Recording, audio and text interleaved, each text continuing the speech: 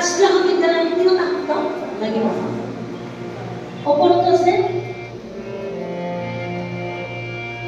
আৰু ওপৰত যাব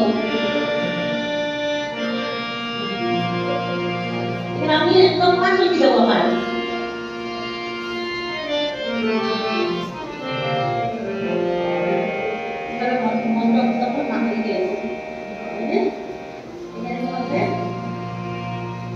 শাস্ত্ৰীয় সংগীত গালে এইটো ভাল যে কণ্ঠ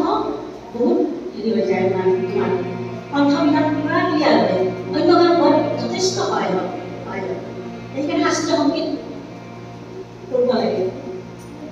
সদায় প্ৰথম শাস্ত্ৰীয় সংগীত শিকি ল'ব লাগে আচলতে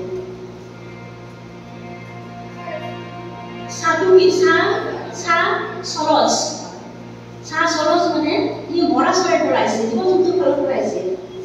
শব্দ শব্দ চাহ সৰজ মৰা চৰাইৰ পৰা আহিছে ৰে লিখক সেইটো হৈছে সাগৰৰ পৰা গা গান্ধা মানে ধনুক তাৰ পৰা চাউণ্ড হৈছে মা হৈছে ছাগলীৰ পৰা আহিছে পা হৈছে পঞ্চম তাৰে চাহ সৰজ ৰে লিখক গা গান্ধা মা মধ্যম পা পঞ্চম ধা ধেয়ত নি নিচাত চাকু চাই হয়নে চাকু মৰা চৰাইৰ পৰা আহিছে ৰেটো হৈছে সাগৰৰ পৰা